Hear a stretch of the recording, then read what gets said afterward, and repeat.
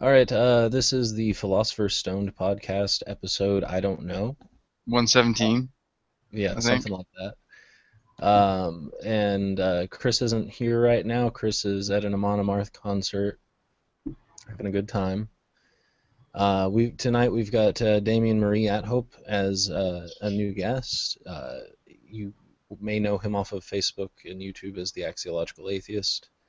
Uh, I think tonight what we're probably going to discuss is maybe some key differences between his position and my own, if there are any, which I don't think there really are, um, and maybe some other stuff along with it. It's going to be probably a shorter podcast than normal, but yeah, here we go.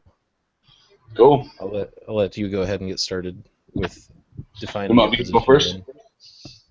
Okay. So, hi, I'm Damien Riadhope, and I'm an axiological atheist. And an axiological atheist can be understood as axiology added to atheism. Or basically, you can understand it as a value science or a value theory form of atheism. But it has to be understood that axiological atheism is not limited to atheism. This is very distinct for me about an axiological atheist. In other words, the first position of an axiological atheist is almost like the humanist statement that says good without God. In other words, an axiological atheist does not acknowledge anything that's not reality-based. In other words, there is no such thing as a God outside of a mental conception in someone's mind. There's no proof, so there's nothing for you to get from a God. So the first position, it was almost like an apatheist that we just don't care. It's absolutely irrelevant. It's like someone asking me, do you get your values or your morals from Stay Puft the Marshmallow Man? I've never thought about that. I don't even use that process. In fact, people all around the world do morality and don't even know about a certain religion. So it's not that religion gives anything. And then, so that's the first position in a sense. It's like the default is that we just don't care because we can only assess things that are real, that have value, and that we can actually understand intellectually and assess. If there's no ability to assess, then there's no way for us to understand axiology. So there's no way for us to understand the value of something. The next position will be an agnostic with an I, or an atheist, which would be that an axiological atheist goes, what are you talking about? You're talking about a fake thing that can't be assessed, that's at best, even if you were to believe that it could be possible, what are you talking about? The axiological atheist wants to know the intrinsic value, the extrinsic value, and the systemic value. To me, simply, those means intrinsic is the thing's worth in itself. Humans have an innate worth, in other words, and Yeah, then extrinsically, like your behavior, what your behavior produces. In other words, you could be extrinsically a bad person in a sense, that your behavior is bad, but you don't stop being a human. You may yeah, not act like a human extrinsically. We can value judge your behavior makes you actually an awful person, yeah, but you never stop. You don't turn into a dog. You don't have your quality stays the same. Then there's systemic, and that has to do with through time how things are affecting and how things affect other things. In other words, like I do something to someone, then they go do something. And so in a sense, my what I did had a multiplying effect. yeah. How you assess what things are values. So, The like I damage said, causes with the damage. concept of God, since you don't know anything, I would be like, you're talking about nonsense. You Mhm. can't even say it has value or it could have value. What is it? All the best you could say is you don't know, or you're incoherent, that you're just making things up, that you're no attachment to reality. Yeah, So then the next position, if you ask me, do I believe in some God, no matter what you conceive of, even deism, I would say absolutely not. There's nothing to believe because axiology, once again, is a reality base, so it has to have a natural reality source. yeah, The next thing after that would be an anti-theist, because all axiology atheists have to be an anti-theist, or you're not an axiological atheist, because you've made a value judgment that the concept of God itself is harmful. And then the other thing would be that if a God was real, I would not worship them, and I would still see them as harmful, especially if the way that they're talked about in the holy books, especially the Bible, that would be a moral monster. That would be someone who actually removes value from humanity, actually is a destructive source to humanity, is an aberrant, is an immoral thing. Well, at the very base of the story in the Bible. Oh, sorry, I've got an echo. What's that? I was having an echo for some Oh. reason. It's gone now. No, at the very base of the story of the Bible, essentially what it tells you that God made humans for was essentially to glorify Himself. Mm-hmm. That, if anything, could devalue humanity. That does. Exactly. If anything, it was actually they later go on to tell you the story of that He made them to take care of the earth, to be the shepherds of the earth. Yeah, but to then manage his gem. That's why first he tried making us out of dust, and he tried making us out of wood, he tried making us out of dirt, and everything like that. And it was because our sole purpose was not to exist in individuality. What book are you talking about? Because that's not the Bible. Yeah, he's talking about early Orthodoxy interpretations of Hebrew stuff. Oh, okay. Like if you go, this is something that we do delve into a lot, is the Canaanite origins of the Bible mythos. And if you go way back in the day, you'll find stories of different gods that are pretty much Yahweh, anyways. Oh yeah, that's fine. I thought he said it from the Bible says this. I'm like, I read the Bible. It doesn't. I know about Canaanite myths. Yeah. Yeah, but no, like it sounds almost like Sumerian, what he was saying, also. What gets me though is, even though you could make that case that we're supposed to be shepherds and stuff, if you go towards the end of the Bible, it's all moot. Because it's all supposed to end, and there's supposed to be 600 years of peace for some reason, and then what? It doesn't really say. But the whole point is, like, there are several verses from the Bible that do say that God made humanity to glorify Himself. It's literally set up that way. So it's like a narcissist making a bunch of little ants to bow to him. It's essentially Donald Trump in the sky. Right. But no. Yeah, my position would be that axiologically everyone owns themselves. Nobody can own another person. So anyone that makes this claim is actually violating that person's innate worth. Yeah. And I do like how your position comes from the advance of morality. Yeah. Because all too often I hear arguments on any Facebook page that I frequent, or arguments from morality, or parroting William Lane Craig, so to speak, who I despise. Yeah, I don't. But my position as a diagnostic atheist is not very much different. It's just more based from a center of epistemology. In which basically I say there are ideas of God that I can actually disprove, like totally disprove, based off of what's written about the inherent properties of that God. Like if they violate one of the three main laws of non-contradiction and logic, then they cannot exist. Right. You have these definitions that are more deistic or nebulous, or like romanticized. I actually made up in the deal of epistemology and being able to gain knowledge on the subject, 3 different categories that any god will go into. You either have the highly defined, specialized gods that are disprovable on their own merit. They self-refute. Or you have the second kind, which is the nebulous, ideal, which is an unfalsifiable claim. Which you can't justify any other way besides personal incredulity. And then the third category is romanticized notions of natural phenomenon. Right. In other words, Spinoza's God and stuff like that, which is just, it's fine and dandy to be all poetic about it, but it doesn't give you any actual information. Right. And I'm not saying that I don't use that. It's just my default is always to go back to the moral argument, the value argument. It's harmful, it's worthless, it's made up, it's as defined, it's not morality. It's subversive. Well, yeah, because just like the debate I just had, this one person actually, and I said, "Are you serious?" He's like, "Look, and I said, what about the verse in the Bible that says that you sell your daughter into slavery? It's sexual slavery, right?" Yeah. And he goes, "Well, if you're poor, you do what you have to do." And I go, "You disgust me. You disgust me. That is horrific." And what he doesn't realize is the people that they're talking about in the Bible who'd sell their daughters into slavery like that weren't usually poor. Yeah, well, true, yeah. But even if they were poor, you don't own other people. Yeah.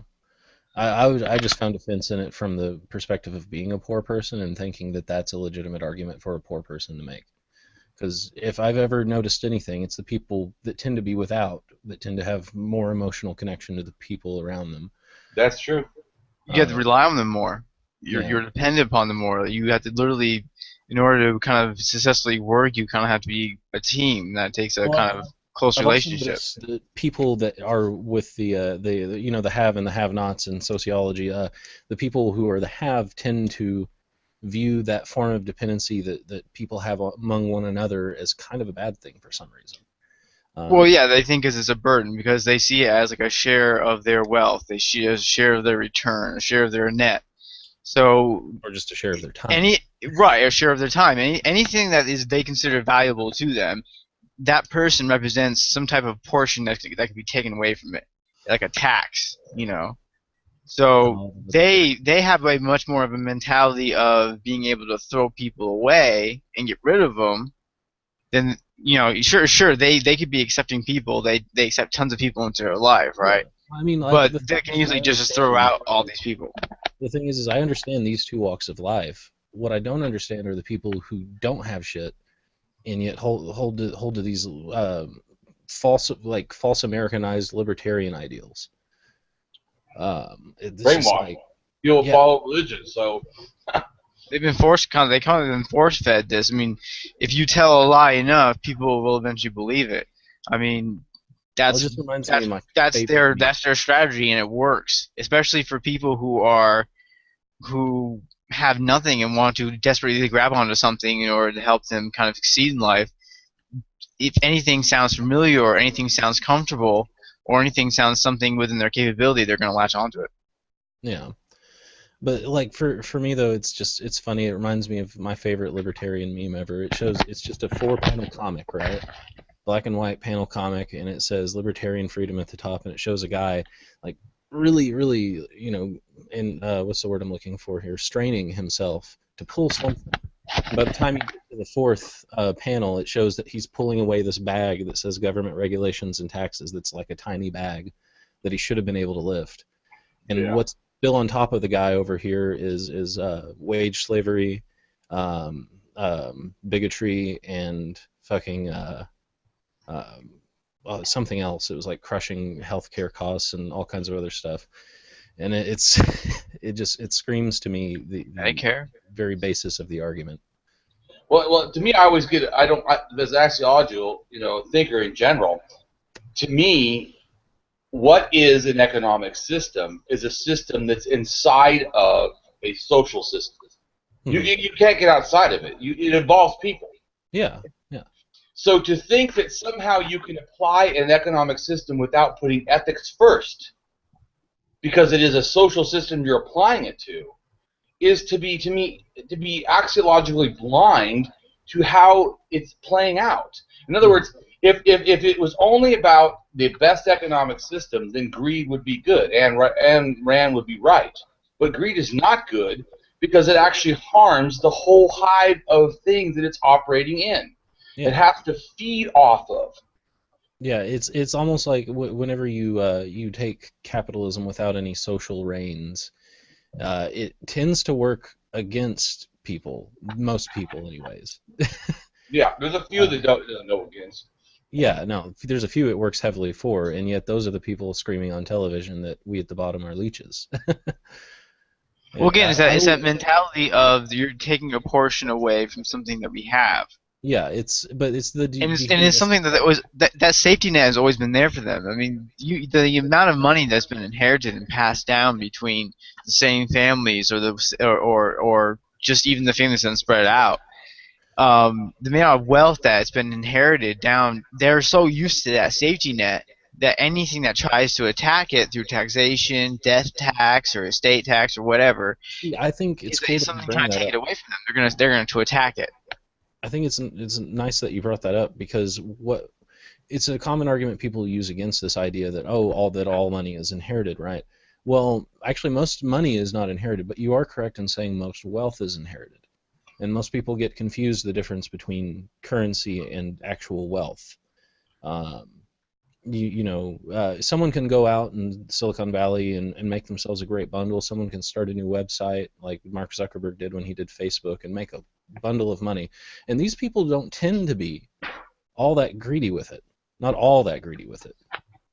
But whenever you get people who actually have inherited true wealth, which are things that are useful, have some utility, or have some inherent value based on culture, those people will always have currency. So whereas you could view someone who made a new website and they're rich as far as currency goes now, and they can acquire actual wealth. You have people who've already had wealth for several generations and aren't going to lose currency because of that. Well, because it's a feeling of entitlement. It's thinking that this is mine. I deserve this. I have a special right to it. It's the same thing I really hate about nationalism. Nobody owns the fucking earth. True. No one. There's not. Though we all do. We all own it. We've created these stupid things called countries, where we say then we could. But see, to me, it's like a little box, because you can't go to any country you want. So we really don't have freedom. Like people say, just leave the country. Really, you ever tried that? It's not that easy. Yeah. But you wouldn't want to go to any country you want, though. Let's be honest. You wouldn't want to go to a lot of countries. I'd go to Canada. Yeah. Well, yeah, everyone will go to Canada. I go to Canada. I mean, I would live there if I could. But I mean, but I wouldn't want to go to India. A lot of places. $10,000. It's not like you could just easily go wherever you want. Here's one of the problems with the argument, though, from this idea of stating, like, there's certain countries I wouldn't want to go to and certain countries I would. While it's true, because we do have these preconceived notions of lines on the planet that don't actually exist, there you go. that there are places that tend to be better. The fact of the matter is, I hear this argument all the time concerning immigrants in our own country coming from Mexico, where they're like, how come they don't go there and make their own place great and stuff? And I was like, that would be great if they could, but guess what's limiting that? Us. The majority of the weapons that their cartels hold are ours. Yeah, it's like seriously, if it weren't for the borders, we would be able to, push up these areas that are less economically advantaged on the world stage, and then make everywhere a place where everything kind of works. That way, no one's impoverished and able to be exploited. Mexico is just an extended California. I mean, it has almost the same type of climate. It's not like Mexico is unsuitable to Americans. No, we actually like it very much. It's actually a retiree destination. Yeah, it's a carnival destination. It's especially along your eastern coast. And unfortunately, it's hurt a lot of their citizens. It's nice too. But hideous. We have built this preconceived, like you said, we built a preconceived notion that there's these borders. But I mean, if Mexico would greatly benefit from economic help from the United States, especially if you had like a California type of boom in Mexico, where you had technology, you had architecture, you had engineering, you had sciences, you had research, and then you had the coastal cities around it. People get so caught up in the competition between countries that they don't realize that if their next door neighbor's doing really well, they do better for it. So what's the need in having a next door neighbor? Let's just make us all one big family here, and everybody will do better for it. Right. Ford can't go find a cheaper manufacturing company if we're all the same economically. It can't go to Mexico if Mexico is the same economically as the United States. There's no benefit then. Yeah. And if there's they can't export for a cheap work company to screw people out or to exploit them, then they can't exploit them. And if they can't exploit them, then everybody benefits. So the only way to kind of benefit everyone is to have a sharing type of economy. And you see that even in poor areas, they have a type of bartering system where it's not relying upon any type of currency at all. It's actually relied upon upon the word of the person and the honesty of that person. And it works. Whenever you're trading goods themselves, I consider that the actual trade of wealth. Because wealth is everything. Like, wealth is water. Wealth is food. Wealth is all the other things that you could gain from capitalism if you really wanted to, that could garner you more money at some point down the line. But at the base of it, wealth is everything you need and some of the things you want. whereas currency is just paper. Or cotton. Currency is basically like an intellectual acknowledgement that it will transfer well. Yeah. Yeah, it's, I mean, it But yeah, works. it is still paper. I mean, it works in the way that it works. I wonder how, like, I've always been a big fan of saying we need capitalism that is heavily reined in with social policy, because that's probably the only way we're going to get to a post-scarcity society. Cooperation. And I'm a mutualist, anarchist, socialist. I think that our entire system is corrupt, and capitalism is not going to be the I don't disagree. Well, you have the resource economy based upon what was it called? The Venus Project, I think it was. Yeah, it was a resource-based economy. It was by that engineer who was unfortunately connected to those Zionist films or whatever.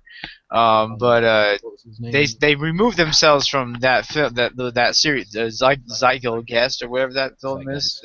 Yeah, that they removed themselves. They said they don't support it anymore. But they have poorly researched. Yeah, it was poorly researched, but they separated themselves from them. But he still actually runs the Venus Project. You go to their website. Is it Jacques Fresco? I believe it is. He was an engineer. He was but probably. Like, but and his thing was that like 98 currently like 90% of all jobs can be automated, can be sent to a robot. Like there's actually even a bricklaying robot now, and that recently was built in San Francisco. Well, my point is that, like, while capitalism is not the end all, I do think it's a stepping stone to get towards post-scarcity, and there'll probably be a different system between capitalism and post-scarcity. It has helped in some ways. Capitalism, and in a lot of other ways, it's really screwed things up. Certainly, but it has helped. It's kind of. Well, I'm not going to agree about capitalism helping anything. So, I think. You have things like you have startups, you have like crowdfunding. Those are capitalistic ideas. I mean, those are started based off of something called venture capitalism. I mean, that idea of pooling your resources together may be socialist in some ways, cooperation, that the employees own the company, but it was capitalism that drove people those things. The production. So how is it capitalism? The people own the means of production.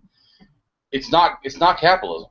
Yeah, because the person who sets up the website earns a share of the donations of that. They receive income from that website. Yeah. So that's capitalism. It's not like they're doing it for free. I don't think no. So you're saying that nothing can be produced in a socialist system? No. I'm saying, like, for the website, Kickstarter. It's like that is socialism in some way, because it's cooperation, it's people pooling their resources together, but it's a capitalistic run system because the people who run it make a profit off of it. Yeah, but they're not making a greed profit off of it. Oh, okay. Because I would say eBay is capitalist. Yeah. Oh, yeah, certainly. It gouges the dog shit out of you. So that is, but saying that someone provides a service and they run the thing and they get a portion, well, their work has a worth. Yeah. So it's not like they're doing nothing. They're not selling air. Yeah, like with Kickstarter, I would call it a utilitarian style profit system. In other words, most of that money they're getting is going into keeping that going. Yes. So it's a little different. I mean, my whole argument is, once we reach post-scarcity, capitalism will cease to exist because, yes, the people will own the means of production. Like when we have really good 3D printing technology, which we'll have very soon, and when we have possibly even real replicators, there's no need for a market-based economy anymore. Well, even in Star Trek, you had what was the gold they used for transaction? Latinum. Yeah.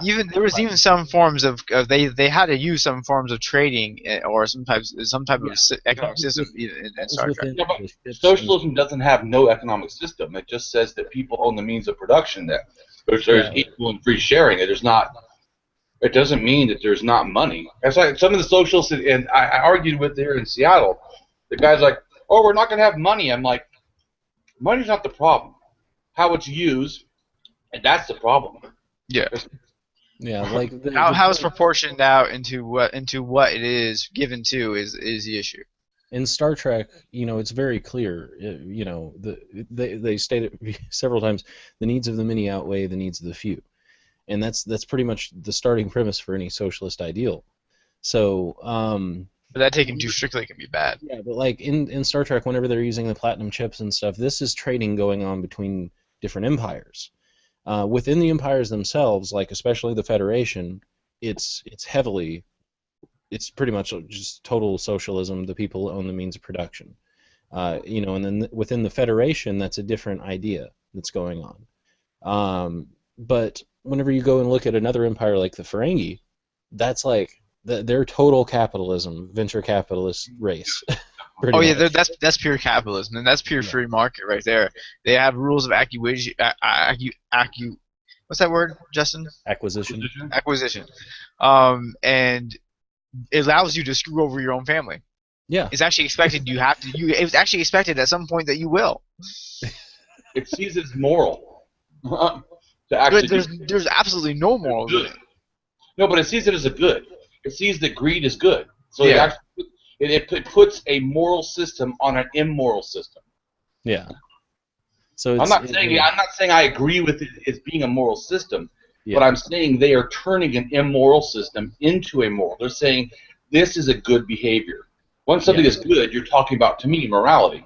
And like with the Ferengi themselves, it seems like they're almost hardwired to that at this point in their history. Like you could almost argue that there's some like Semitist or anti-Semitist stuff towards the Ferengi, but like it's so caricatured that it's obviously funny. But as opposed I never thought about that. Yeah, no, I noticed that stuff like throughout a lot of different movies. It's just I don't read into it as much as some people who are the super social justice warriors get all angry about it because I'm like it's a piece of fiction. But like I watch Lord of the Rings and I'm like, there's no black people here. And then you start thinking about what they represent with the different races in Lord of the Rings, and it's like, oh, the dwarves are obviously the money-grubbing people. The elves are obviously high white nobility, and men are like kind of the peasants. What does that make the orcs? Yeah. I mean, you could apply that system to anything. It doesn't mean it has any relevance or any merit. Well, much of our stories are based off of what we see in life, what we think exists in life. So I mean, of course, you'll have the orgs who maybe live in industrial abandoned industrial sectors, who may have too many liquor stores and stuff like that. You have that, and then you have. It's just based off of what people think exists already. Well, like, but they're just using that as a platform to launch their story. Well, it's like that's the transversion of the movies, though. Like the books are a little different.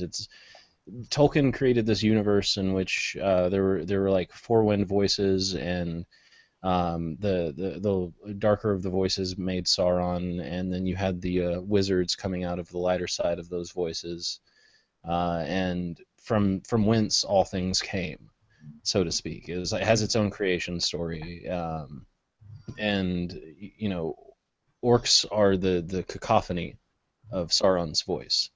So it's a little weirder than that, but within the movies, you kind of feel like there's like an underlying racial tone thing. Yeah. The same thing with Star Trek. You would note that I find it odd. The Klingons remind me of Islam for some reason. I don't know why, but you're allowed to beat women. You're allowed to kill someone in revenge. And it's all. I wonder why, Justin. I wonder why. Yeah. But what strikes me as odd is, and I think I talked about this in the last podcast, the second episode of Star Trek: The Next Generation, in which, and I forgot her name again, just like I did in the first podcast. The original security officer lady. Tasha Yar. Yeah, Tasha Yar. Goes to that planet that's in. I know this is early days stuff for this series, but they go to this planet and everything is overly Africanized. Like it's all African setting. Everybody there is African, and they kind of have this weird system set up where the women technically hold all of the property rights, but the men are like their rulers if the women choose them to be their rulers. Right. And that also screamed to me of like they were parroting Middle Eastern culture and African culture. But that what else are they going to draw from in Star Trek? What else would Gene Roddenberry have drawn from but Earth's culture itself? Exactly. Yeah, that was we kind of got off topic. No, I think it was flowing. Just fine. I'm just not really that nerdy. I don't play video games. I don't watch that much stuff like that. That's all right. I actually you guys are more involved with the deeper debate of axiological atheists versus what Justin, would you say you were again? Not even verses. Well, no, I'm not verses, but it's the explanation of one or another. Like you guys are deeper into those separate understandings of your own atheism. Well, they're not even separate. Okay, I don't know the fancy terms. I'm sorry. Okay, but basically, you guys are more involved in that argument. That not the argument, but you're more involved in that discussion, that topic of atheism. That's your key. Yeah. That's your sector. That's your industry. To give you some insight into Kenny's history, Kenny was born into a secular family that. I was born atheist. Yeah. So I mean, straight away, I mean, Santa not real, Easter Bunny not real. So I mean, I'm what they call an apathetic atheist. Yeah. Okay. It doesn't come up. It doesn't come up. I don't care about it. It doesn't concern me. I don't get into those. I don't care about it because that's the first position all axiological atheists have is about the God question. Who gives a shit? I know, basically, yeah. It doesn't bother me at all. I don't care if someone's religious. It doesn't. I have no emotional ties to anything. This reminds me of an argument I got into earlier with a bunch of other atheist folk, and I tend to enjoy those arguments more than I do with the theists, actually.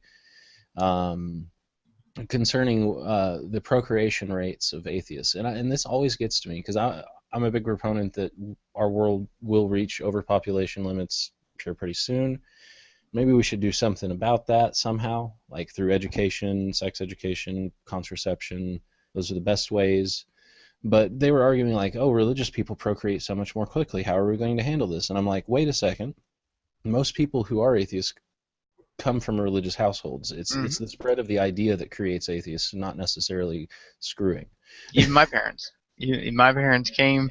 My father came from a Catholic, and my mother's parents they changed religions, but they stayed around. They basically stayed around Christianity. See, my thing is this: like, you don't have to necessarily teach a child, oh, there is definitely no God or whatever.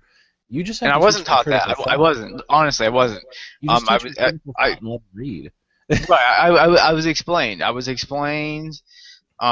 Atheism. I was explained what the majority of kids I would interact with knew, what they understood, because my parents they had read the stories, they had read the Bible, they had gone to Sunday school, etc. And so I mean I got like an explanation, but I also got I don't want any Bibles in my household. Yeah. No religious books whatsoever. You know what's crazy about that? But right? you can explore anything you want. You just can't bring it home. It's an atheist household. Yeah, which is fair. I feel like everyone owns themselves. So if a child wanted to be religious, I would allow them to do that because I don't have the right to tell them not to.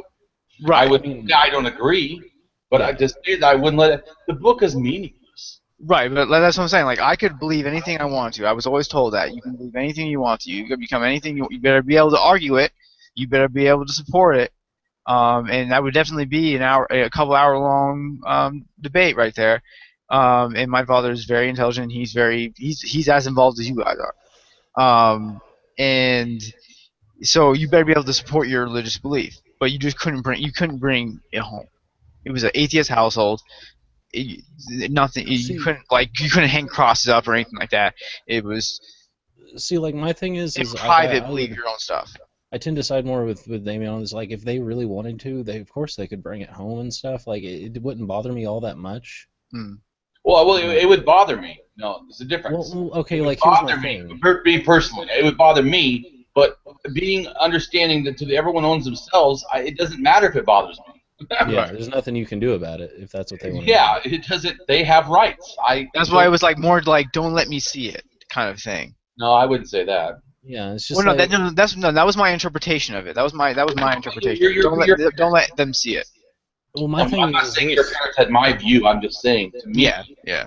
As like I've got my daughter and stuff, and my thing is like, if I wouldn't want to alienate her in any way, is my point. Is it because Exactly. like here's my thing. The only time I would step in on her having religious beliefs is if it came to the point that it was going to harm her. Um, True. and I mean, I know that everybody is their own person, but as a parent, when it comes to that point, you're going to step in. Right. So everyone has full rights as their own person at 18. Yeah. And Yeah. if I can send you a thing that how I see parental rights and child rights are like two pyramids laid on their side. Yeah. The child starts with nothing, and the parent with everything, and then they meet in the middle. It's almost equal. Then as it goes Choking point. older, then the parent gets almost nothing, and the child has everything. And 18, Yeah. they have everything. And then of course when the parent is dead, you have absolutely nothing. But you know what I'm saying? Yeah, It's but I relational think to the cognitive development age of the child. I do think that, simply by teaching her critical thought in a proper way and having her understand the concepts of methodological naturalism and, stuff like that, and actually understand what agnostic and gnostic means, which gets on my nerves to no end when people come into these free thinker groups and are like, I'm an agnostic, and I'm like, agnostic what? Like, you can be agnostic towards any claim. You can be agnostic towards any claim. It's how you can support that epistemology that determines whether or not there's any reason to think that what you think you actually do know.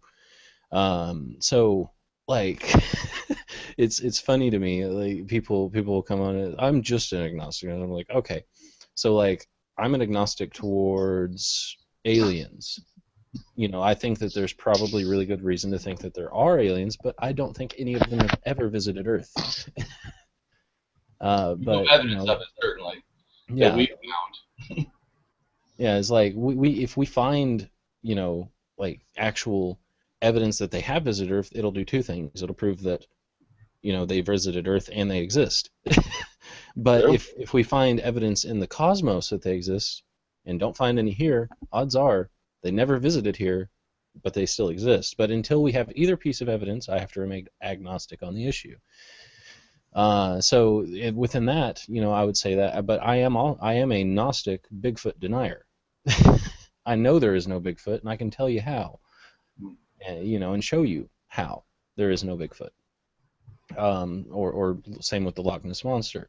But that's why I Which they kind now of think coined is a movie prop. I kind of coined the term diagnostic atheist around that merit, where there are some arguments people I have to take it on a case by case sort of thing. If I'm faced with this argument, I can say no, I can actually show you you're totally wrong, or I can say no, I can't show you that you're totally wrong, but I can tell you have no good reason to be believing what you are. So either way.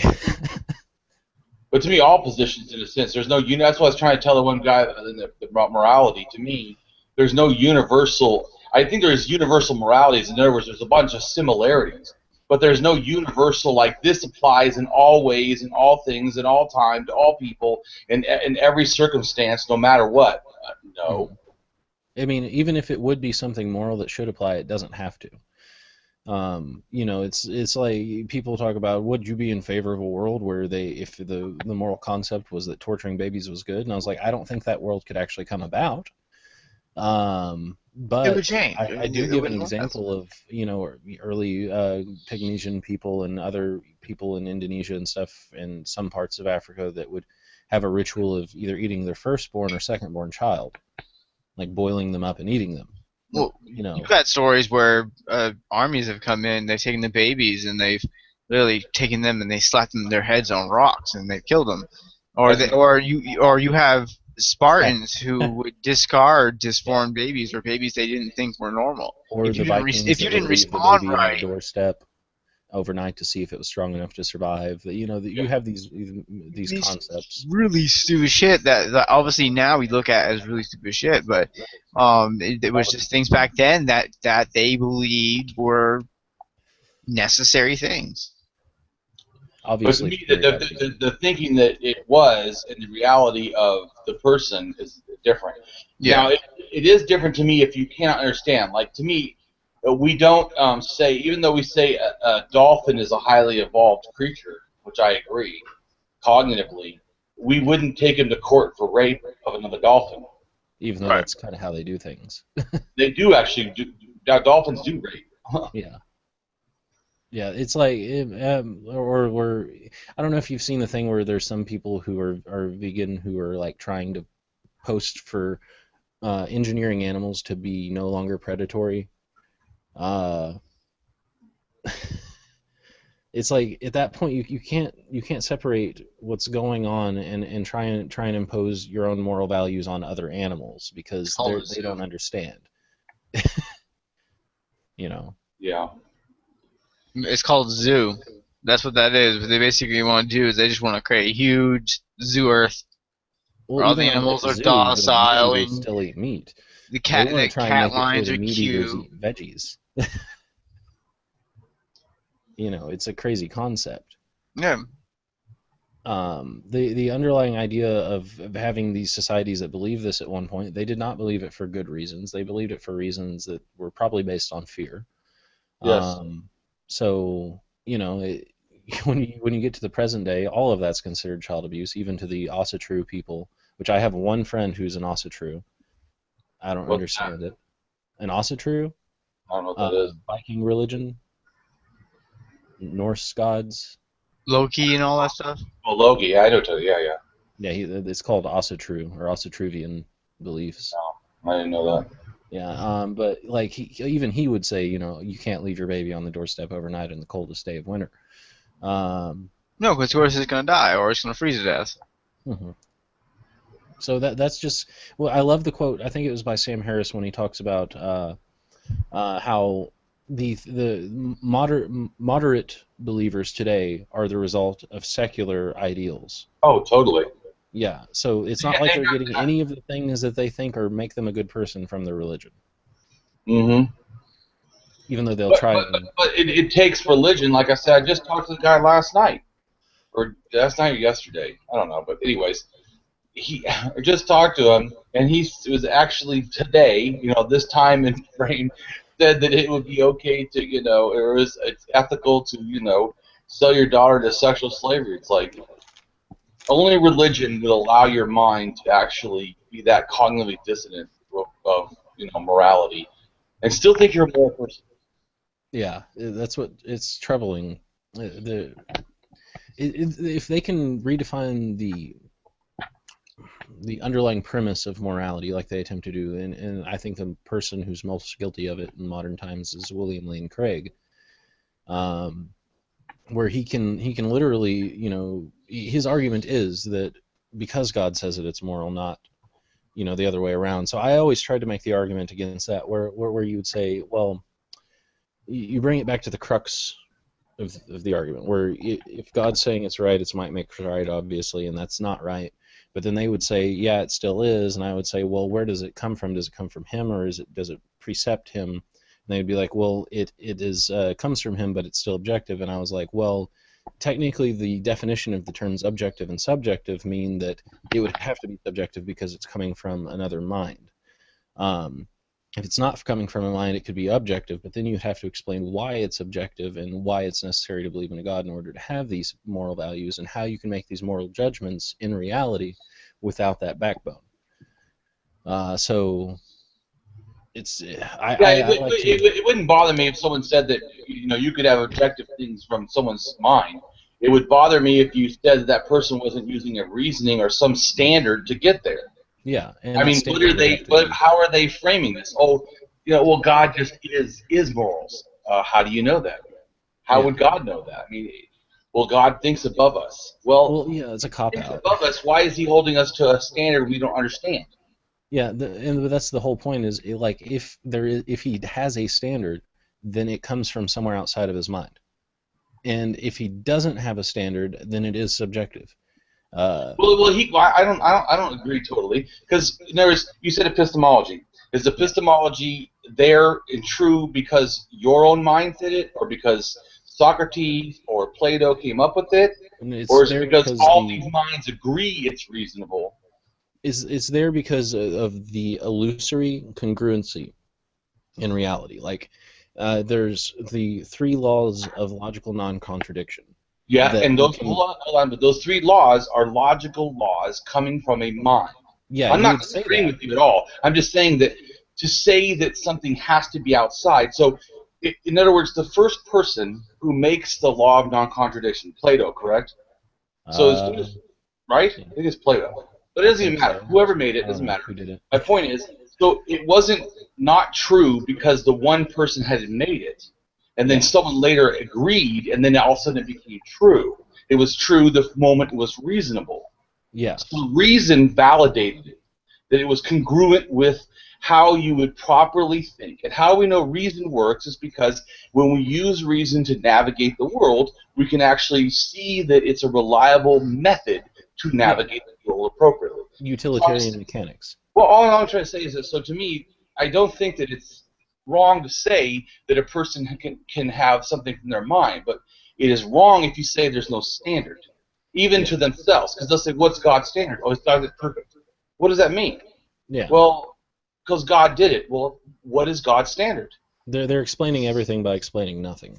Right, because then I go, okay, the reason why I want to know a standard is because then God should hold himself to the same standard if it is the standard.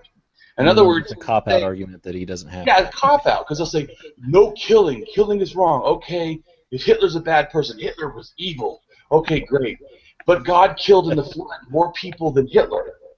Yeah. Oh, well, see, but God can't sin. What? Doesn't he have a standard of not killing? They'll say that, or it'll be the works in mysterious ways, or it'll be No. there's a greater So plan then to. it's not morality. Well, no, Yeah, I mean him, I mean he, his, I mean him, his son, or he himself, or his son died for all our sins. I forget which one it is. He's all three of them. I don't know, but You must die. Trinitarian stuff is really fun to talk about as far as getting into the history of it because that's literally something that was decided upon committee.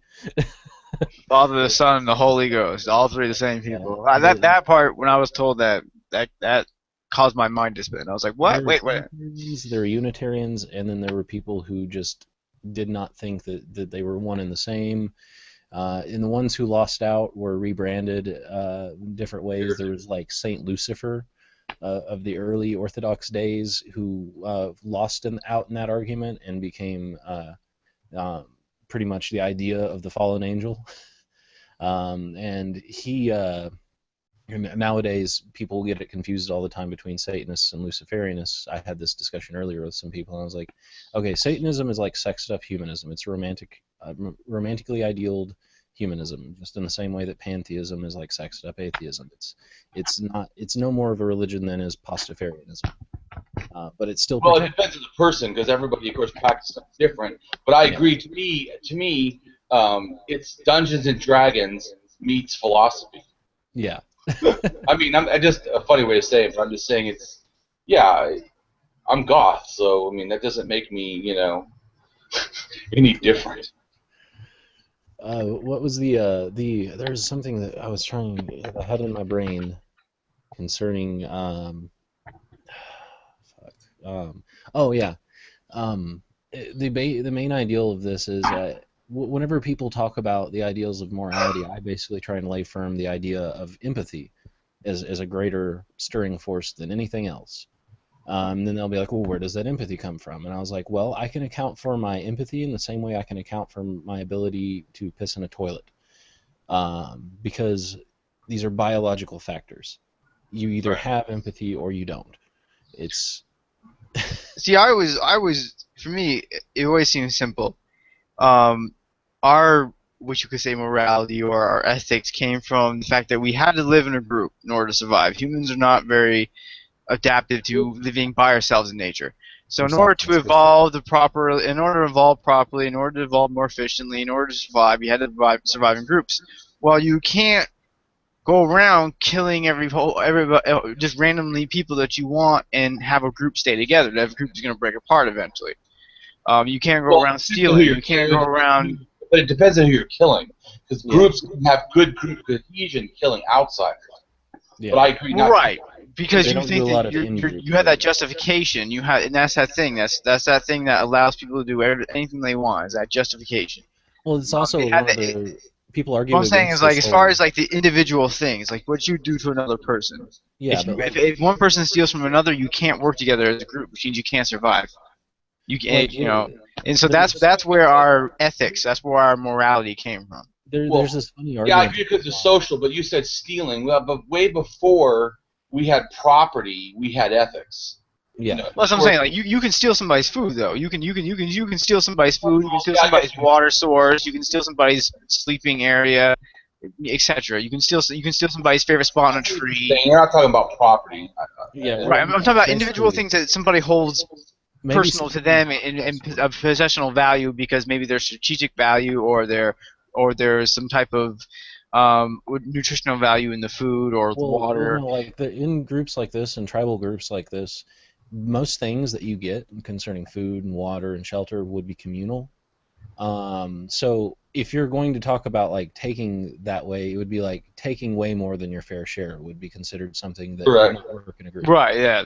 Right. I understood what he said. At first, I was thinking that he was talking about like nowadays, but yeah, but even Neanderthals, uh, they show, it seems like morality, and they certainly had to care for their young, and so I think that the parental and family units and clan, they were a lot smaller though than us. Humans did groups like in hundreds or What I 100. think is funny though is one of the biggest arguments, or biggest jokes actually, mind you, that I find with people who want to deny the evolution of empathy and the evolution of social construct in our species and in other species, is the fact that we still heavily operate off of us versus them tribal mentalities. Certainly. You know, obviously. So whenever you bring this fact up to people and you're like, actually, look at what we're doing right now. We don't consider each other part of the same group when we're having this discussion. Like if I'm talking to a theist who thinks that, you know, all the crap they think. We're operating off of me versus you, and that mentality itself comes from how we evolved as a species. You know, it frames the argument. The fact that there even is an argument is a result of that. Maybe funny isn't. Maybe ironic is a better word. I use funny a lot. My wife doesn't like when I use it. I want to put it in some of my writing in my book. Funny. It's really being sarcastic, but Sardonic even. yeah, I use the word funny, but it's not. It's nothing that's funny about it. Yeah, it's like you know what I found funny about genital mutilation? Yeah. Nothing at all. Yeah. Except for that the people who practice it tend to think that it's a moral practice. Really. What's interesting to me too is that it probably came from Africa and tribal things of removing the female portion on a male and the male portion on a female, which is why female get the clitoris removed, basically removing the penis, and then the foreskin and being like the labia, removing the feminine things. Probably was trying to somewhat further genderify. Yeah, genderify, right? Because you puberty, you become sexual, and once you become sexual, then you're fixing the gender so that it's like a ceremony of entering puberty, whatever. Yeah. It's not reasonable. I mean, I think I'm not saying. I'm just saying that it's funny. It's just this really stupid thinking in general. Yeah. That promotes this, and the fact that people are still doing it to this day, it's just. What I find great is the total lack of genital mutilation in areas that, because of genetics, tend to have a higher likelihood for sexual ambiguity. Like in India, for instance, where you'll have people who are more likely to be born with ambiguous genitalia. You don't tend to find that. It's in the Or you mean intersex? yeah, intersex, yeah. Well, intersex happens in white populations too. Well, yeah, it I'm does. mildly intersex. Yeah, but it does. But I'm saying that within okay, like in India, it does happen everywhere, but it happens more often in these higher populated areas that traditionally were more populated. Well, they have more people. Yeah, yeah. I Stats. guess that compensates for that factor more than anything else would, I'm sure. So I But see what you do with it. Probably more people. Probably a lot in China. I mean, it's just because it's a certain. It's like 1 in every 1,000 males has a gender variance, and then 1 in every 5,000 females does. yeah, It's pretty high, really. yeah. But I agree. So if you have more people, obviously, if you got I don't know how many India has, but don't they have something like 3 million or 3 billion or Oh, something? they got a billion, around a billion. Yeah, they've around a billion. But the thing is, like, with the cities, like you have that statistic of 1 in 500, or 1 in 500,000.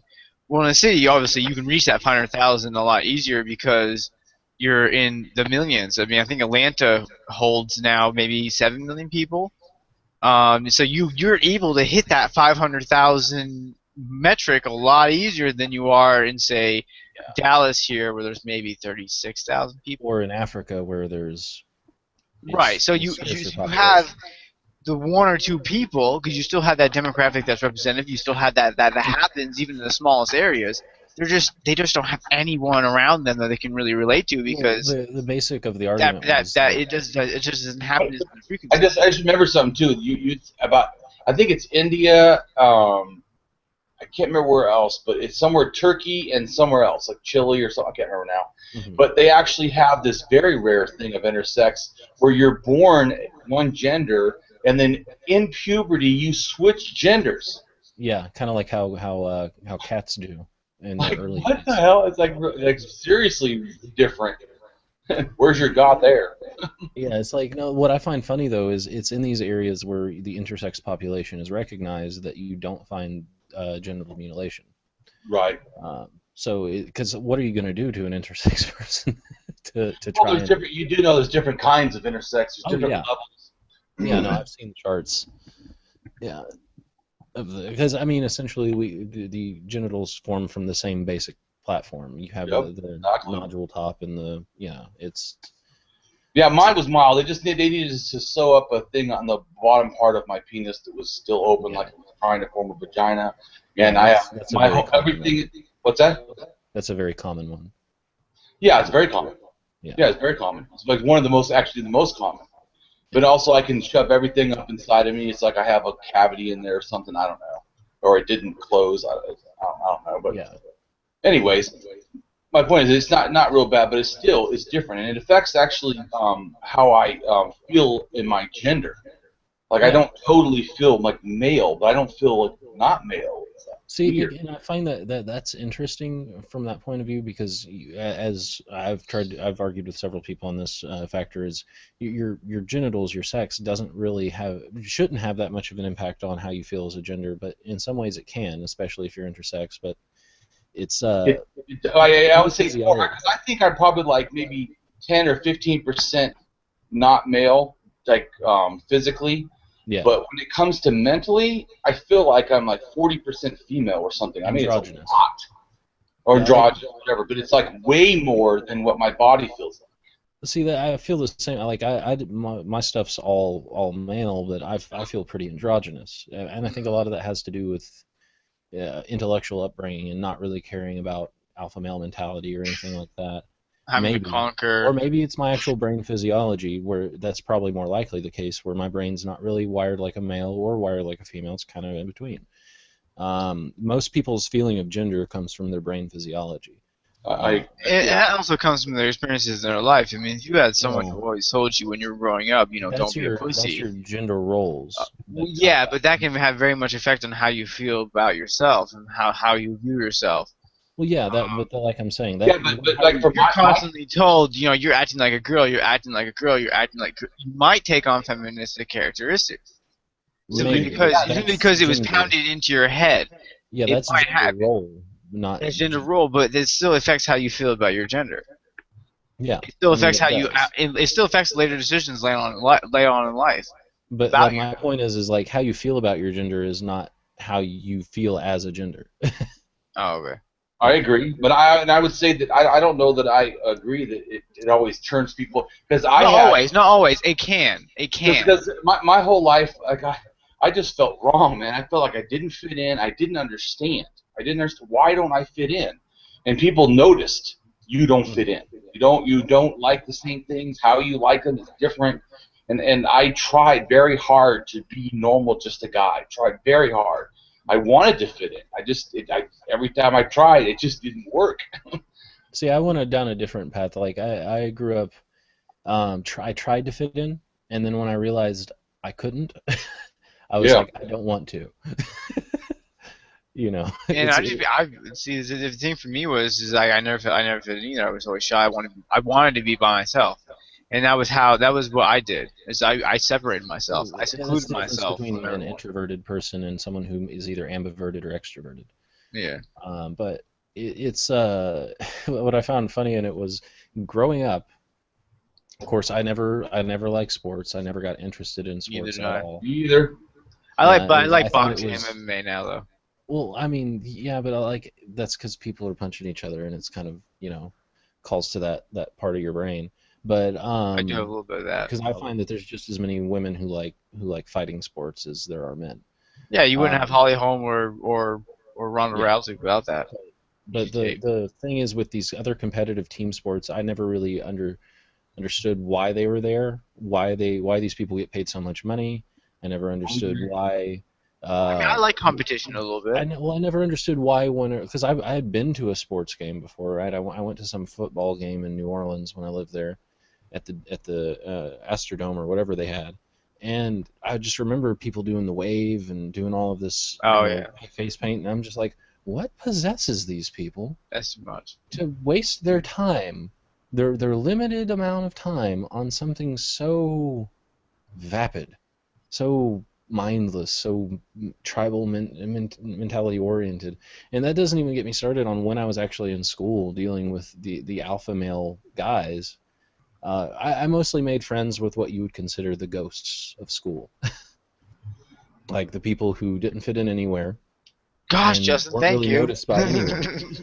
Yeah, I did. My school. I hung out with the rockers and the gang members. I mean, I mean, But was that a major concentration of your area? Well, I'm from Southern California. yeah. So I probably was not. So probably not, right? No, what? that There was a is lot of gang members.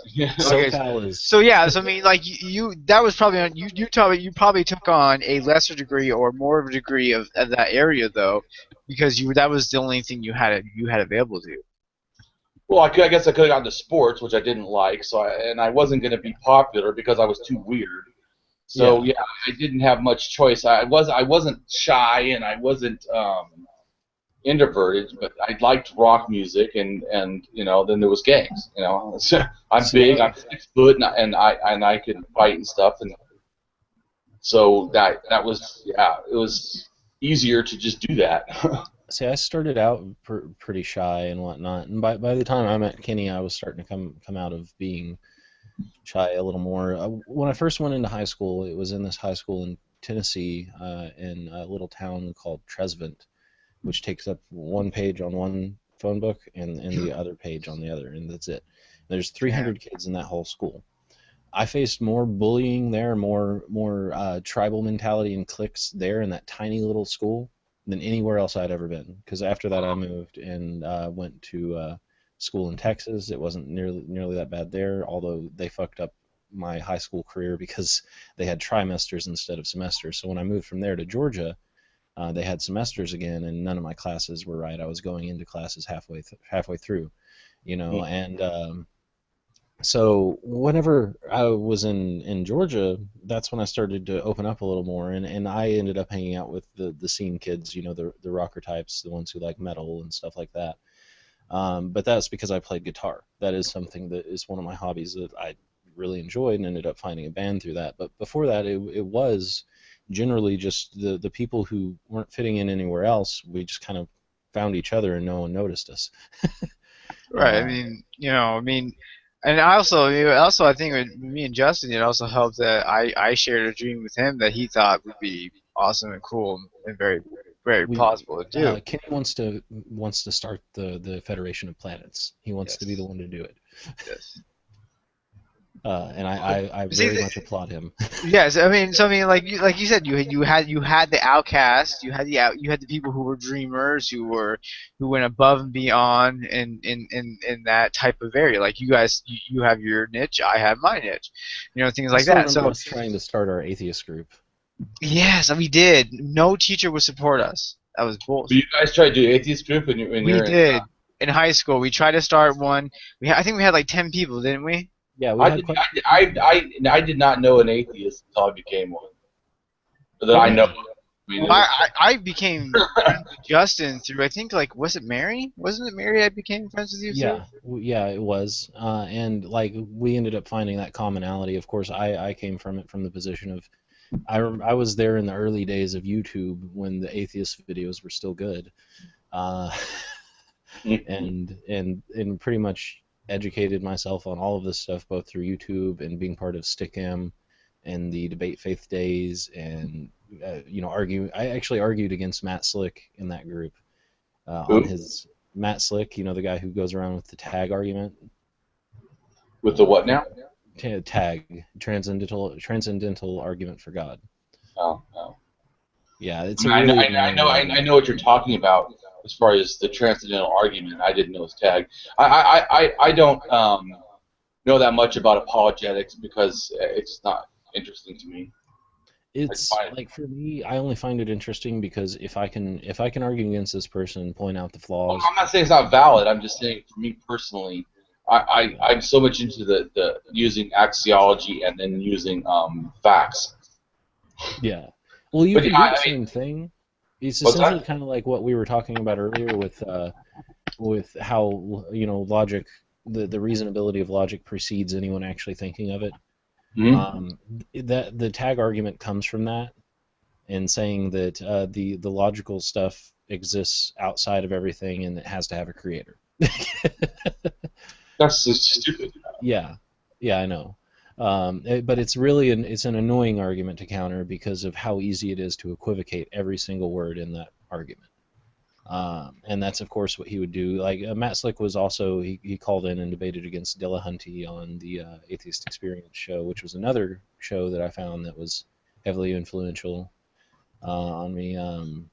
Essentially, in those early days, it was Aaron Ra, Thunderfoot, TJ, uh, you know, Potholer 54, uh, a lot of those early names from the YouTube atheist movement.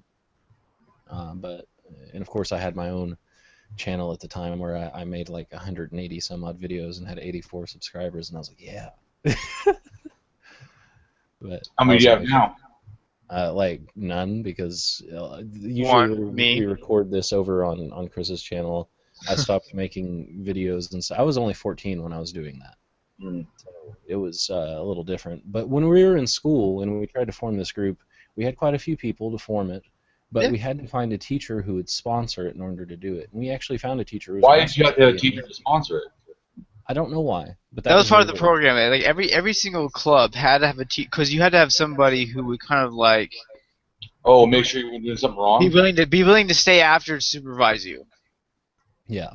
They Oh would yeah. have- All the Christians are like going, no thanks. or support you. But there was a teacher at the school who I knew was atheist. Yeah. Justin knew who was atheist. He's just It couldn't wasn't because he tried forcing anybody's religion down anybody's throat or anything like that. It was just something that was casually brought up. yeah. It wasn't anything he pushed on anyone. Yeah. But he wouldn't do it, and but we couldn't find anyone else. But I signed up. I signed up people. Justin signed up people. I mean, we got a good amount of people. We had enough to fill the criteria. And I know why he wouldn't do it. It's because it's too much backlash involved, especially in Georgia where we were at. You know, it's there, if every other teacher that you're working with is either just like moderate Christian or above that, which some of them were. Now, I remember going into a U.S. history class, which like I only went in there for 3 days, right? Before I found out that I looked on my schedule and I was going into the wrong class. But it was an AP U.S. history class taught by, I can't remember his name, but he used to be a Marine, kind of a short guy with glasses. And Sorry, guys. We'll be right back. Right. yeah, but he began the class kind of going into things and talking about the inception of the U.S. government and all this, and made the argument that the founding fathers were Christian and that things were based off of Christian values.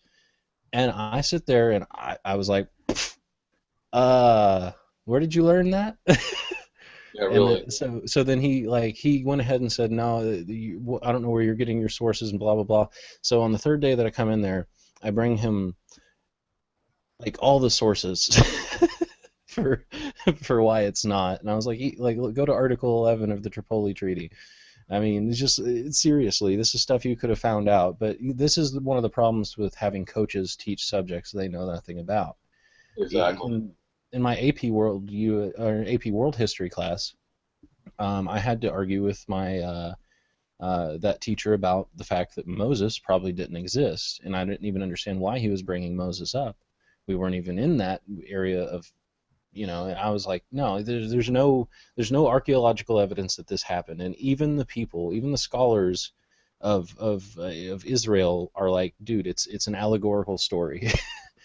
Well, yeah. Well, I know the only ones now that even push it is really fundamentalist Christians. That's it. People on the State Board of Education. It's like, yeah. Well, I talked to the archaeologist I talked to last night. I said, do you realize that it says, I can't remember exactly the number, but I think it was like 300,000 people. Mm-hmm. If there was a workforce of 300,000 people, and I think it was like 400, maybe it's 450,000 in Egypt at the time, that would be almost half the people leaving, or the whole workforce. Could you imagine America, like half the workforce leaving in one time? America would go into a recession immediately. It would be devastation. The archaeological record would be so obvious, nothing would hide it, because it would be a fact everywhere. And it does a huge injustice to Egyptian history. Yes. Because it's like, if you actually want to talk about what happened to build the pyramids, you'd actually find out that the workers that did it were well compensated for their time period, and that it wasn't slavery. It was like a volunteer-based system in which your family was provided for. Yeah. So it's like you're talking about Egypt at this time, which is kind of a progressive area, even though they had some wonky the Bible talks about making mud bricks, and all of the pyramids are cut stone. The only mud bricks were in where the Akhenaten built his city that was the heresy of the one God, or kind of a henotheistic God, but yeah. I mean, that was the only place, and it was only, I can't remember exactly off the top of my head, but it was a very short period of time, not 300 years, because it was only one person's lifetime. It wasn't, I can't remember if it was like 10 or 40 years, I can't remember off the top of my head, but it wasn't that long, and the whole thing was built. So even if there was slaves used, they would have only been for a very, very, very short little time period, and that was it. Yeah, and what gets me too is, like, at the time period when those things were actually built, the Jewish people were not the Jewish people. They're Canaanites. Yeah. Hello. So there's just so much wrong with the stories, and so much wrong with trying to teach them in a world history class. And that's not the only problem I had in school. I mean, obviously, I dealt with one creationist teacher, and only one in Georgia, really? No, this is when I was in Tennessee. Actually, surprisingly, I didn't run into it much either. Yeah, it wasn't so much the issue that they were staunch creationists, just most of the science teachers didn't know how to teach science.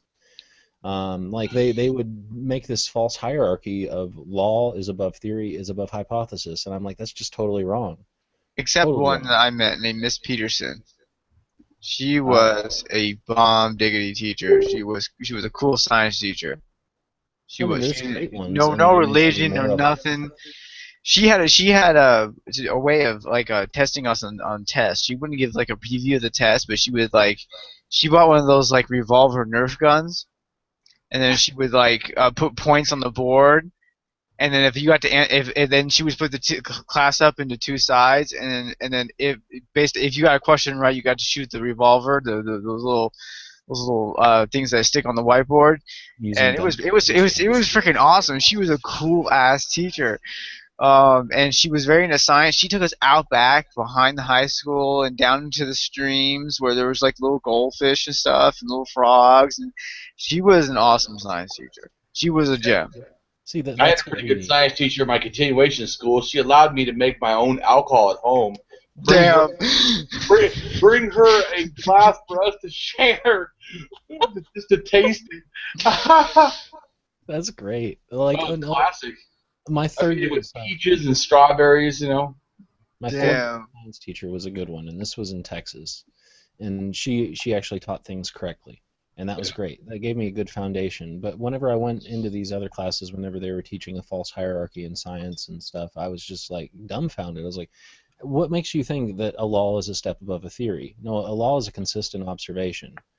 You know, that's it's just like, what? But no, the one time I encountered a creationist teacher, it was when I was in Tennessee, and it was my biology class in freshman year, right? So she, before we got into the subject of evolution, which I'm surprised she even approached, she did a class poll, which I think is totally unethical. Who believes this and who don't? You know, and I was the only person to raise my hand and say, I happen to accept evolution as the predominant consensus of science concerning biology. So, and that happened and stuff. And then by the time we got to take the final in that class, I was the only person to ever get every single question on it correct. And I think it had something to do with her teaching methodology. Not because she taught me well, but because I already knew. And that was a reflection in everyone else's grades. Oh, I see what you're saying. Everybody else didn't get it right because they were not listening to evolution. Yeah, they didn't understand how this actually works. The teacher didn't teach it well, so it's not a surprise, you know. Or maybe you're just gifted, you know. Well, I was. He is pretty fucking smart. But no, I mean, I sat here in a class of like 30 students and one biology teacher, and I was the only person who was arguing that humans had an impact on Earth. They had an impact on the climate. It wasn't some charade or anything like that. If you think carbon monoxide is good, go in your garage, start your car, and stay in there and breathe it real well. Okay, you know, and it was me. And her base argument at the end was that I have a biology degree and you're just a student. Yeah, it's like you have a degree that has nothing to do with what the fuck you're teaching.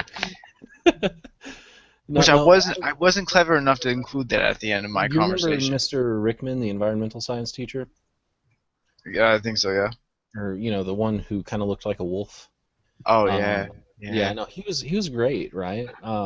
We got into topics of discussion, and he obviously was a believer, but he was still a good teacher. He didn't try and approach climate science with a perspective of denialism, which was wonderful. He actually played Potholder 54 videos in the classroom concerning climate change, and I was like, yeah, I already seen these videos, but everyone else needs to as well. Man, it's almost as if YouTube taught me more than high school did. That's sad. My general curiosity taught me better. I bet you, yeah. I was in 4th grade, and we were learning. You know, you start learning the solar system, you start learning all the planets. Mm-hmm. The teacher got the order wrong. I had to correct her. I'm sitting here in 4th grade. I'm like, no. It's Uranus, Neptune, Pluto, not Neptune, Uranus, Pluto. And I had to correct her.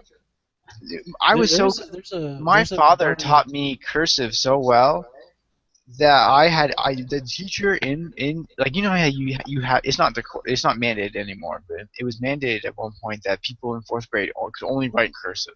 That was the year that you wrote in cursive. I wrote cursive so well that the teacher had just let me go ahead and do it on the board. She would write out the plan ahead of time, and then she would go, okay, can you go ahead and show it? See, Because I would do it perfectly. teachers had a hard time reading my handwriting because, I mean, I'm ambidextrous, but I'm dominant left when I write, and Oh, okay. because I had the Silver Surfer syndrome and all of that other crap, my What's that mean? penmanship was horrible. That Silver means when you're writing with a pencil with your left hand, and you go across the page, and your hand's resting on the page, it smears the graphite, and you get Silver Surfer syndrome. Oh, I understand. Wait a minute now. Like I rest my when I write, I rest my hand on my pinky, on the outside of my pinky. You're one of those people who holds it like this, aren't you? Yes, I rest on the outside of my pinky and I write. See, I hold it between my index and the other, and my hand rests flat. But this comes from the fact that I was drawing long before I was writing. And see, I can't draw. Yeah, I can draw. I have the biggest imagination in the world. I'm talking about IMAX theaters in my head 24/7, but I can't draw. IMAX theaters. Yeah, I know. It's unbelievable. It won't stop. I would love to see I some of your artwork sometime. I literally have such vivid dreams. I wake up fatigued. See, I don't have dreams. I do, but I don't remember. Were you asking me about my artwork? Yeah. Yeah. Well, I mainly do my memes now. I've drawn some. Haven't you been on my thing? No. I just liked your pronunciation of memes. I always say it wrong. No. I like it because there's this podcast I watch, and they have a shirt called Mem, and I tend to watch like. Everybody always corrects me, and for some reason my mind just does not accept the correct pronunciation. It's not that it's incorrect. Most people in Europe pronounce it meme, because technically the root for meme is memetics. That's the whole root of the word memetic. In other words, it's like you're giving birth to something and it spreads. Oh. Yeah. All right. Memetics. It's actually memetics is the study of information, the diffusion of information into a community. Do both of you code? No. Most I code is changing shit around in Grand Theft Auto 5. How? There's actually even when I draw the memes. Yeah. There you go. What I do is you've never seen you've been my friend a while, haven't you? I think so. You had to have seen. I draw probably, I don't know, not maybe 20-30% or something of my memes are my own art. Yeah. Sometimes my own face. Have you ever seen I draw? I've seen the ones with your face. Yeah. Yeah, those are mine. Yeah. And I draw the body and all that. Let's see if I can do the screen share here. I can put up some of my. There it is. But my first book has that's a girl. Oh. No. You're showing me? Oh no, this is my I'm screen sharing. Well, that's weird. Yeah. I'll do I this. I can't see anything. Oh, there you go. A little bit maybe. I'm doing all of this. My setup is essentially my laptop's over here. It's a Asus notebook or whatever, so it's pretty powerful.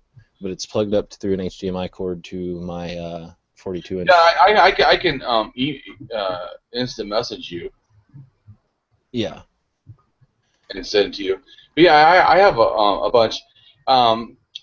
But my first book that I wrote of poetry, that the art on it is actually an acrylic painting I did. Yeah. When I was 20. And you're going, what book of poetry? You're like, wow, that sounds like something I won't be reading anytime soon. No, I like poetry. Matter of fact, if you I'll post. Well, since you have a computer, if you look up "Taste Your Emotions" on Google, whatever, "Taste Your Emotions" on Amazon, that's my book. Taste Your Emotions, Damien. There we go. Amazon. Yep, that's it. $13.95. That art right there, that art is mine. It's a acrylic painting I did. It was about 3 feet by 4 feet or something like that, whatever it is, and or maybe it's 3 or 5. Anyways, no, I don't know. Anyways, I don't remember the dimensions, but it it's the thing I called guilt, because if you notice he's or you're probably not looking at it no more, but anyways, he has like a little naked child in his hand. Yeah. And then the vines are eating their roses that are coming out from the side of him, and then he's like covering his face, and shamed. All right, here we go. What I was trying to figure out was my damn video card. For some reason, when I go to screen share, it puts this white box in the center of the screen that sits on top of everything. So You need to organize that desktop, Justin. I am not a very organized person. I can relate to that. Your computer would run so. I'm not either, but at some point I have to clean up my screen. I think it's time for you. Like It'd help you run a lot faster. Well, it's more than just my screen that's not organized. It's like Oh, everywhere. My computer tends to handle itself pretty well. What was I? Oh yeah, I was going into my media. for your art. I'm going to artwork. So difficult to just. Yeah. I don't know why I went to my computer to try and find things, and I've got it on Facebook. Because I'm. Yeah. Okay, here we are. Portraits, pictures, whatever. That's my daughter there. Where is artwork? Add photos, books, portraits you own. Whole bunch of memes that I've made. One of them I made recently said, when Bernie wins the primary, we will have that pie. Don't worry, we will share. You know how they constantly talk about it's pie in the sky to try and think that the U.S. can do what every other country on earth is moving towards. Well, even if it was inconvenient, it still needs to be done. It's like saying, well, feeding my children will cost me money. Well, yeah, and it's still right to do. It doesn't. Its rightness isn't removed because of its inconvenience. The cost of raising a child today is $365,000. Yep. But that includes the cost of the home. Here's a picture I did. I don't know how well you can see it on there. That's actually a very tiny drawing. That's cool. And then I went ahead and touched it up on the computer to add some depth to it. I kind of like doing pinup stuff.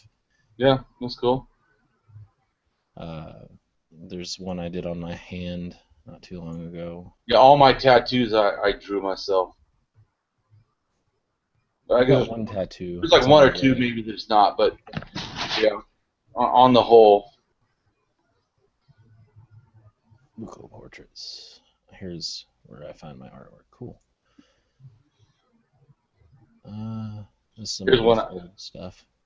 I'll send you one that I did. What do you think of that? Let's see. Hold on. That is so weird. Facebook. I like that. That's cool. It's very vivid. I'm not very good at color because I'm colorblind, but Oh, you're colorblind. I had the what's it called? Sassimitifagria or whichever one is the green red one. Technically it's green, red, and blue, purple. Like I can't really tell blue and purple apart, and if red and green are next to each other, I can't. They look like the same. Like this is mine too. This is about a political one. It's like the Grinch, but also Trump-esque. Yeah, but I did that actually like about 8 years ago. This was one right before I left Georgia. I was sitting in a Waffle House, and I drew my reflection and pen. There was the reflection in the window. That was a T-shirt idea. Oh, here's one you like. What do you think of this one? That's cool. Snog. In Greed We Trust. Yeah, I like it. This self-portrait was done. I showed up late to my art class in high school on the finals day, and final was do a self-portrait, Yeah. and I had like 20 minutes left in class, and she's like, "You can pull one up on your phone," and all I had was a black colored pencil, and I was like, "All right." And I was stoned, and I was just like, "All right, let's do this," and then I got it done, and that was fun. Yeah, I like art. I don't do it as much because I got so much other stuff I want to do. Art is something that I do more like just for the hell of it. Yeah, like that's the What hard do you thing. think? What do you think of this? This one I hear, the a heart with the skulls. I The like hard real vivid stuff. I love color. the hard thing for me is like even though I'm really good at drawing, like I can pretty much do anything I want, but it's finding the like you're saying the time to do it, and it's also finding the willpower because I haven't drawn anything in a long time, and all of my drawings are really spaced out between the Yeah. time that I done them, you know. So it's it's like I could sit down and try to draw something, but I don't have the enthusiasm to do it. Um, or like it's like when people are like, "Oh, I'll pay you this much money to do this picture or do a portrait of me," and I'm like, that's great and all, but you're probably not going to get it for like several years." Damn. That's funny. Yeah, I don't really like portraits. I like really like shocking kind of like stuff. That's why I like color and stuff. I like This kind of like one's cartoonish surrealism or something. I like. this one's probably more down your alley than the T-shirt idea was for my old band Immerse the Giant. But what this is some scene-looking kid who apparently has blown his head apart with a shotgun, and it's like separating open, and like It's the hard for me to figure out what that is. Actually, I can that's, zoom into it. Let's see. oh, I can kind of see a face now. Oh, His tongue's right there, his jaw split open, gauge, brain's gone. yeah. Really, it's violent, but it's it's about as vivid as my stuff gets. Yeah, I like stuff that when you first you see it, it automatically makes you feel something. I love shit like that. Yeah. Especially, I really love color. It's like my tattoos are all super a lot of color. I love color. And I told the guy I want a whole bunch of purple. He's like, dude, but that's not right. And I go, I don't care what you think. This is on my body. Yeah. I wish I knew. Like I know my this picture. I was working at a telemarketing job, and I had a blank piece of paper, and I went ahead and it's hard to tell what it is.